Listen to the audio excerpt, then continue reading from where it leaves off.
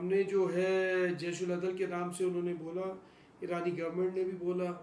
پھر اس کا جو ریٹیلیشن میں جو ادھر ٹھکانے تھے، کوئی دہشت گرد ادھر بھی تھے سیستان بلوچستان میں، تو ادھر بھی ادھر کی کارروائی ہوئی، تو ایک تو ریسیپروکیٹ ہو گیا، انہوں نے بھی ادھر کارروائی کی، ہم نے بھی ادھر کارروائی کی، میزائل کی، تو دونوں طرف سے ہوا، دونوں اطراف سے، لیکن یہ کہ وہ بالکل بیلنسڈ ہو گیا۔ اس میں سب ٹھکانوں کے متعلق کوئی ہے معلومات کہ بلوچستان میں کوئی جیش العدل کوئی استعمال کر جی سکتی ہے نہیں، بارڈر؟ میرے اس میں کچھ نالج میں نہیں تھا، جو انہوں نے کیے ہیں تو ان کے پاس ہوں گے غالباً، جو ہم نے کیے ہیں تو ابھی آپ ادھر سے اندازہ لگا سکتے ہیں کہ ہمارے بھی نالج میں تھا تو ظاہر وہ ٹارگیٹڈ تھا،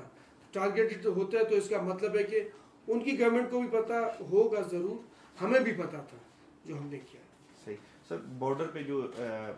فینس لگا ہوا ہے وہاں پہ کیا بھی ہے پاکستان نے، جی اور سیکیورٹی بہتر بھی کی ایران پہ، تو مستقبل میں اس طرح کے معاملات نہ ہو، اس بابت کیا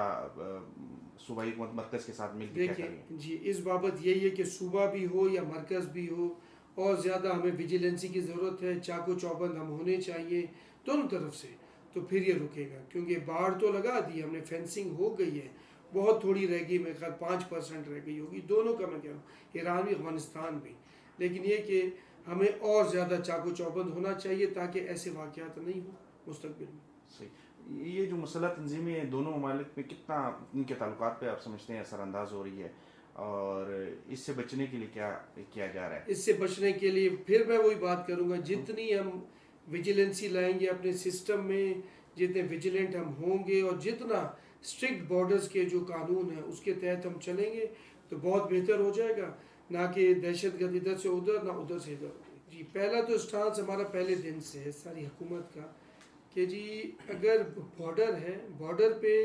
پاسپورٹ کے بغیر آپ آ جا نہیں سکتے،